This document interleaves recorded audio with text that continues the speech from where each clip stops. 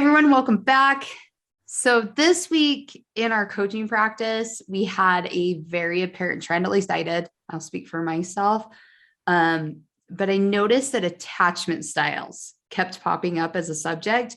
And when that happens, I feel like there must be something in the air about whatever topic it is. And I feel like it's always a good idea to bring that to the podcast or to our social media. And so the question of the day is, how are attachment styles formed? And then also, what are the different attachment styles? I think those are good ones to go with. What do you think, Tiff? I think this is a great topic to introduce, and, recognizing that this is really big, so we're going to be able to really dive into it in future episodes. But essentially, starting from birth, we express our needs through crying, wanting to be held, etc. And over time, we learn how our primary caregiver responds.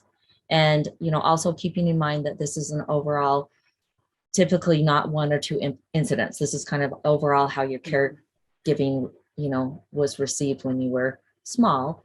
And it's really that the caregiver is accessible and attentive and will more than likely stem a secure attachment style, or if your caregiver is not, it may, help form this insecure attachment. And people who've had positive experiences with support tend to trust and expect that others will be there for them, while those who have experienced inconsistent or lacking support tend not to count on others for support.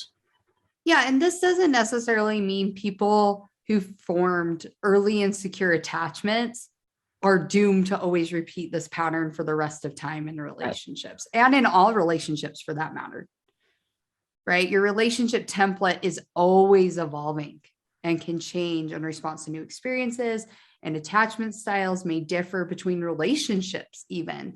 Like, for example, from my experience and like from my relationships, I've experienced where other relationships can actually reinforce your style. So not just the one with the caretaker, but then other relationships reinforce that. And I would dare to say, like, for me, a lot of my teenage relationships and like the information that was coming in, I feel like it just reinforced what may or may not have been as bad that I got from childhood. Because I had, and I'll share just a tiny, if that's okay, Yeah. Tiff.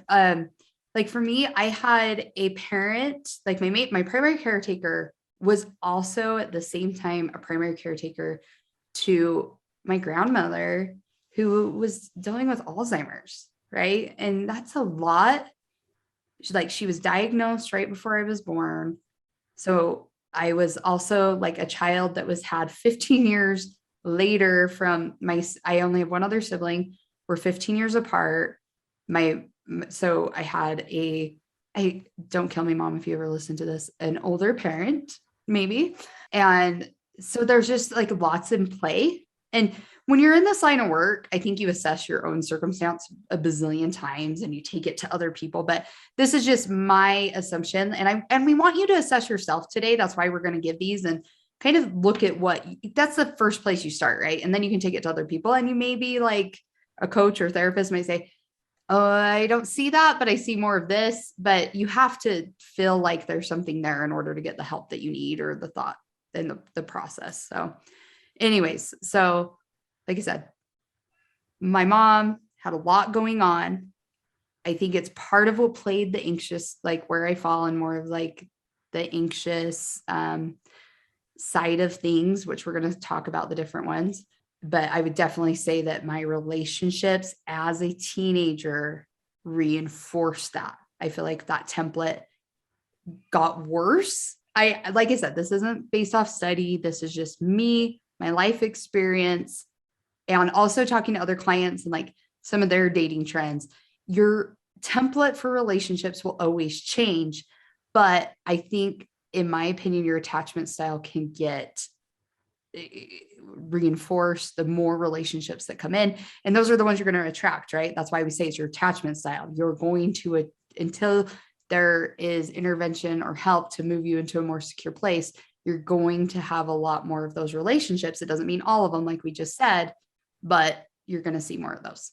Yeah, absolutely. And I think it's important, like just what you said, with it can evolve, right? You don't have to always stay in an avoidant attachment style or an anxious attachment style. That can evolve into secure attachment.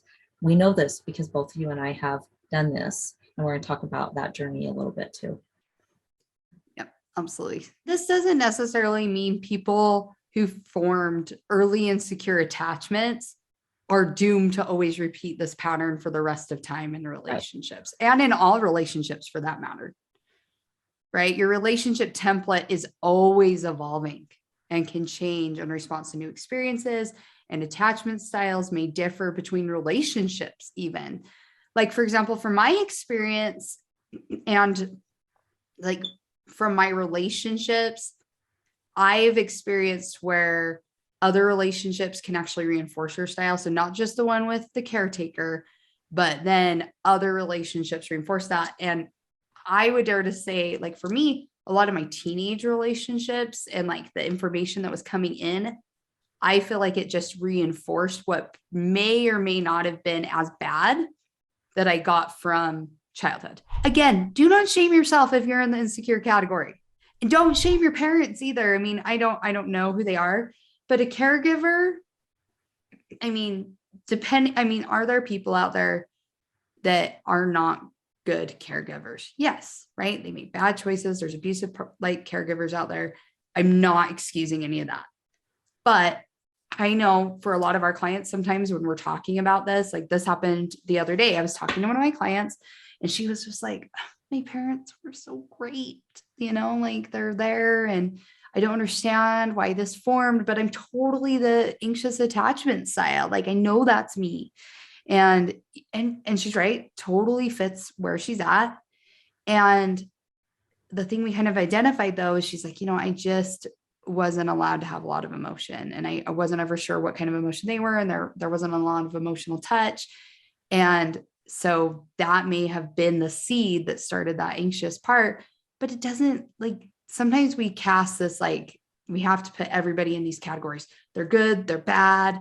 And it's just so much deeper than that and so much more gray. So just keep that in mind. If you figure out one of your attachment styles is, or if you feel your attachment style is on the more insecure side, give yourself grace. Like I said, not excusing the extremes, like the abuse and things like that from a caregiver. But if you have somebody that you're like, man, I've always viewed them and I'm scared if I accept this means I'm saying they were bad caregivers, and you don't need to slap that on them.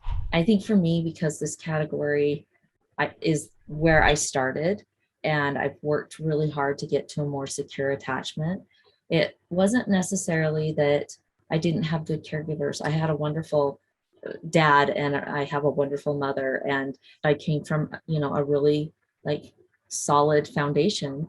But for me, when it boils down to it, what I really kind of have figured out is that a lot of it comes from perfectionism. So for me, I felt like my worth was if I was perfect. I was always being rewarded for being kind of, always having grades and obeying the rules and, being really perfect. And so that's really where mine comes from, or mine stems from. And I saw that carry on, into my marriage, and I felt like I wasn't perfect enough. And therefore, that's why a lot of infidelity happened on my partner's side. So just, keep those things in mind, that they start early, but we do have opportunity to change them. Hey, thanks for listening. Don't forget to leave us a review. For more relationship recovery tips and tools, follow us on Instagram, TikTok, and all things social media at The Relationship Recovery. You can also watch highlights of the show over on YouTube. If you feel like our podcast is speaking to you, check out our coaching services, courses, bundles, and more at therelationshiprecovery.com. We'll see you next week.